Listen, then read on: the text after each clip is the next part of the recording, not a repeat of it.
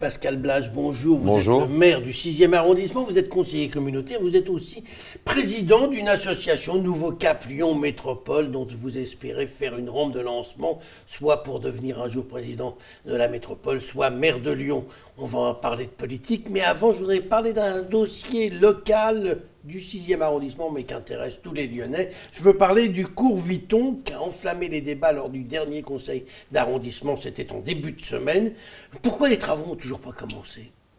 D'abord, on s'était mis au point sur un projet qui nous a été présenté par la métropole et la ville de Lyon, qui consistait à réhabiliter une partie de ce cours pour élargir les trottoirs, pour sécuriser, qui était l'objectif. Et puis, il y a une association de vélos qui a tenté, enfin pour l'instant n'a pas fait, s'imagine faire un recours, donc il bloquerait le sujet. Donc pour le moment, on est en attente pour réaménager ce cours en réinstallant une piste cyclable. Et si on met une piste cyclable, on aura moins de trottoirs. Exactement. Et donc l'objectif qui était de sécuriser le passage des piétons ne sera pas atteint. Exactement. Bon. Au moins c'est clair. Dites-moi, vous lisez la presse, mercredi matin, Gérard Collomb a donné une interview dans le Progrès dans lequel il évoque le lancement d'une association qui doit réfléchir à l'avenir de la métropole. Il vous fait de la concurrence avec la vôtre ?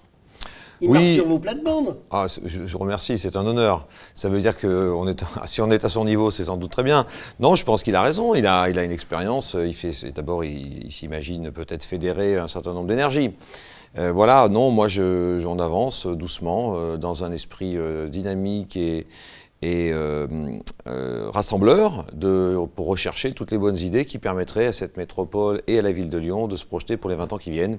On n'a pas changé d'axe. En quoi, Pascal Blache, vous considérez que vous seriez le mieux placé pour mener une liste, je ne sais pas si ça serait d'ailleurs à la ville ou à la métropole ?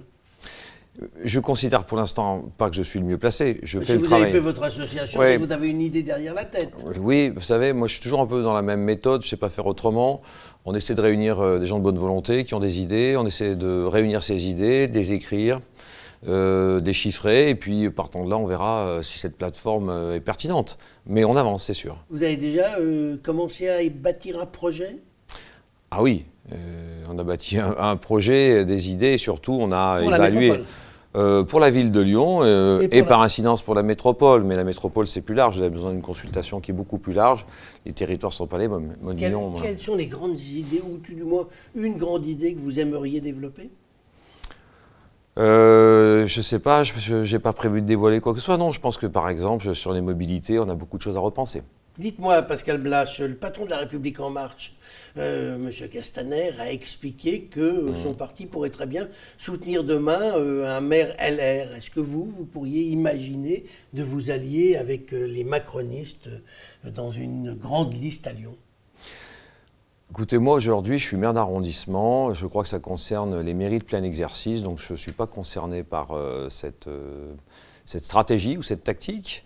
On sent bien qu'il y a beaucoup de communes qui sont à droite. Plus de 65% en France sont des communes de centre droit. Les villes sont plutôt de centre droit. Effectivement, c'est une tactique. J'ai vu que notamment à Toulouse, le maire LR était prêt à s'associer avec d'autres personnalités de La République En Marche. C'est à eux de voir ce qu'ils veulent faire. Mais ma question, c'était vous, est-ce que si on vous le proposait, vous seriez pour ? Moi, aujourd'hui, je suis dans un système où la politique n'est pas un axe prioritaire. D'ailleurs, je suis, vous savez, pas encarté. Je suis dans un groupe qui est un groupe de droite. Je suis plutôt pour un grand rassemblement intelligent de la droite, du centre, plutôt que commencer à faire des combinaisons pour savoir comment on gagne.